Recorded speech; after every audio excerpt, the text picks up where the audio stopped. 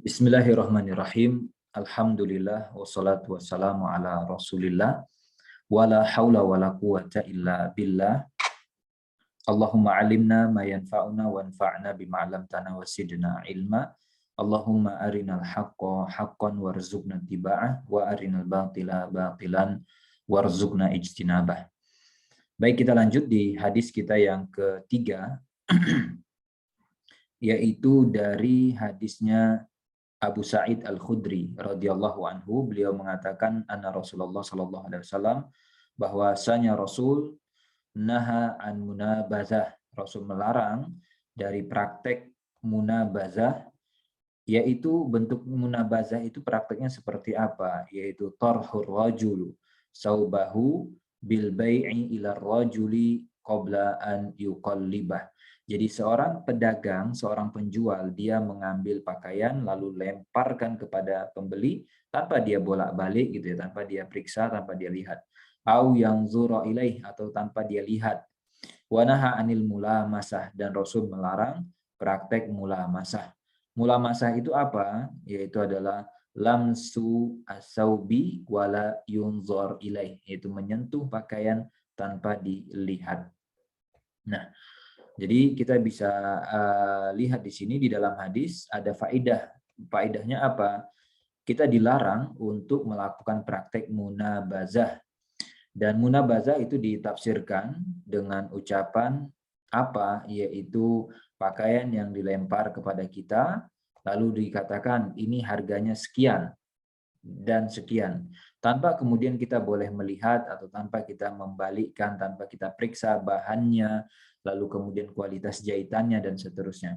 Wa biduni ta'ammul fi as-sil'ah al-mabi'ah, tanpa kita mencermati, melihat spek detail dan seterusnya. Wal illa fi hadzal nahyi an-nahazi, dan apa sebabnya kenapa yang semacam ini dilarang, tidak dibolehkan, karena ada unsur goror. Dan di mana letak gorornya? Karena bisa saja pakaian yang dilemparkan. Jadi mungkin ini kalau kita lihat ya prakteknya di pasar tradisional mungkin memungkinkan ya. Kalau di pasar yang sudah modern itu kan pakaian sudah jelas ya. Biasanya kita lihat yang di situ ada bahan grade A, grade B itu udah kelihatan. Tapi kalau yang modelnya ditumpuk, ya, kita nggak tahu nih bercampur, ada bahan bagus dan buruk. Nah, bisa saja yang dilemparkan ke kita barangnya bagus, atau bisa jadi yang dilemparkan kepada kita itu barang yang kualitasnya rendah. Apa pelajaran yang bisa diambil dari hadis ini? Yaitu haram bagi kita melakukan praktek jual beli dengan mekanisme semacam ini. Karena begitu ada larangan, itu artinya ada faedah di situ bahwa yang dilarang hukumnya diharamkan. Oke, kita lihat dulu ya catatannya. Jadi dari hadis itu kita bisa ambil faedah. Pertama, faedahnya. Oke. Larangan melakukan praktek munabazah dan mulamasah. Alasannya karena mengandung goror. Tidak ada kejelasan, bisa jadi yang diterima pembeli barang yang bagus, namun bisa juga barangnya bisa jadi barang dengan kualitas rendah. Sedangkan dia sudah membayar dengan nominal tertentu. Namun barang yang akan dia terima belum jelas. Terus tadi faedahnya juga ketika ada kalimat yang berbentuk larangan di dalam dalil, maka secara kaidah asal berarti itu menunjukkan keharaman dari sesuatu yang dilarang tadi. Sebagai contoh, dilarang melakukan praktek jual beli dengan mekanisme munabazah dan mulamasah. Artinya secara prinsip dasar dua praktek ini hukumnya haram. Oke, seperti itu. Lalu kita lihat lagi penjelasannya. Wa ukhidha minhu, dan kita bisa lihat di sini kalau kita paksakan, kalau ada orang ngeyel, nggak apa-apa saya mau praktek jual beli dengan skema semacam ini, maka transaksinya tidak sah. Karena larangan tadi juga bermakna fasad. Fala manuhya anhu, kalau dilarang artinya berarti transaksinya tidak sah. Nah, kita bisa tambahkan faedahnya, kalau ada orang ngeyel dan ngotot, masih mau memaksa buat melakukan atau untuk melakukan yang dilarang dan diharamkan tadi, maka status transaksinya tidak sah.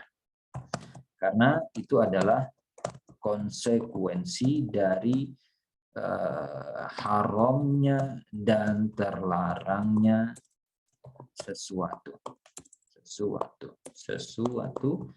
jika dipaksakan menjadi tidak sah, atau jika dilakukan statusnya tidak sah. Oke, jadi kalau ada yang bilang maksa dia, maka tidak sah. Lalu kemudian juga kita bisa lihat di situ dari hadis ini tadi kita bisa pahami ada semacam ilah, ya, yang kita bisa ambil. Setiap transaksi yang mengandung unsur gharar maka dia menjadi terlarang. Jadi gharar itu tidak mesti hanya ada dalam praktek semacam ini. Jadi setiap transaksi yang mengandung gharar hukumnya diharamkan. Bukan hanya pada konteks munabazah dan mulamasah saja. Namun nanti ada perincian tentang gharar yang banyak, sedang, dan sedikit. Ini ada perinciannya gitu ya. Secara umum gharar itu bermasalah. Tapi secara umum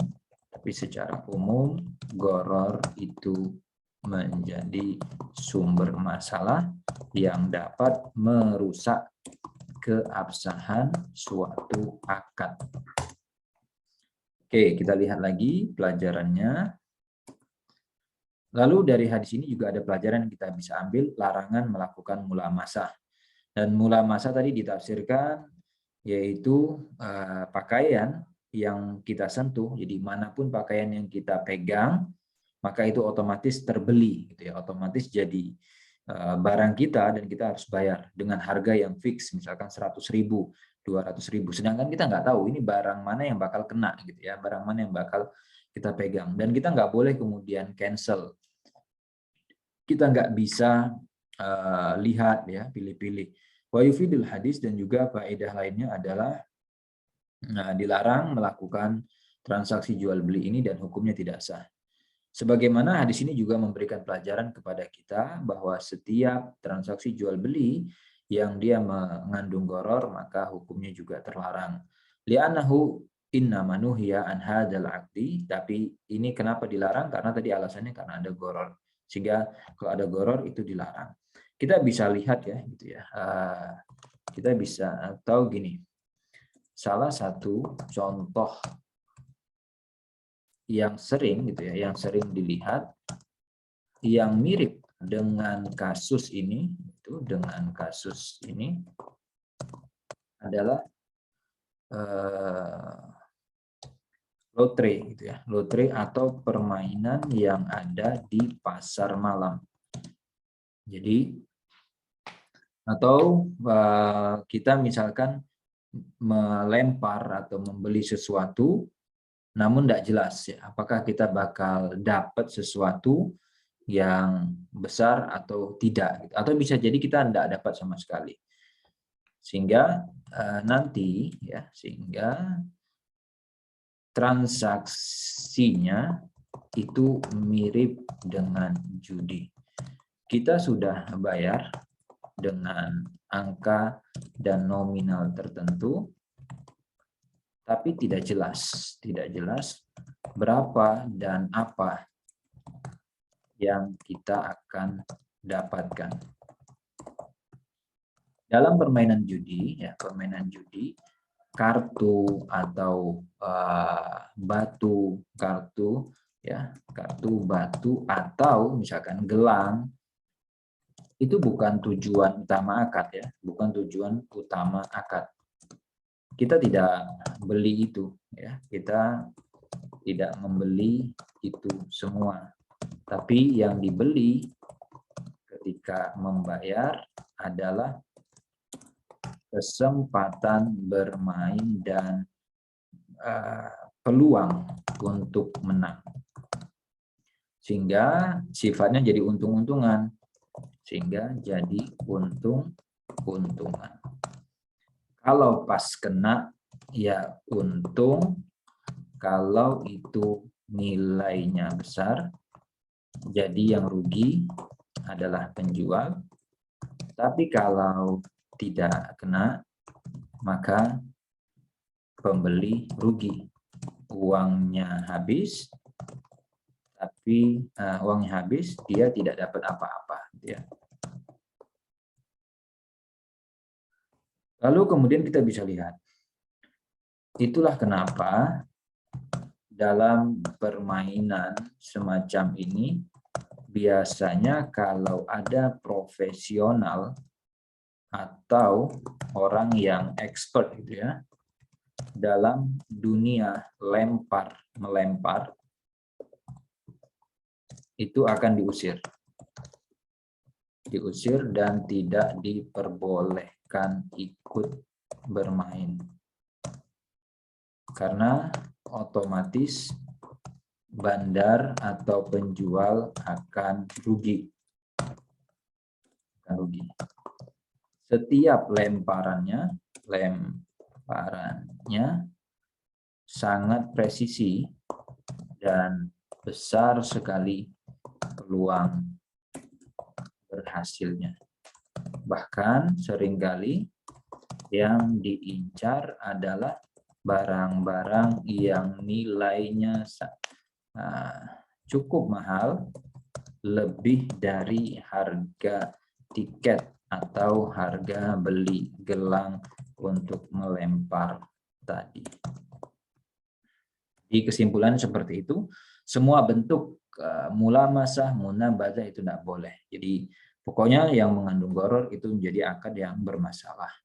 Baik, itu pelajaran yang kita bisa ambil ya dari hadis yang ketiga, dan insya Allah kita akan lanjut di hadis yang keempat insya Allah di pertemuan berikutnya, itu hadis dari Abu Hurairah. Jadi yang keempat itu hadis dari Abu Hurairah.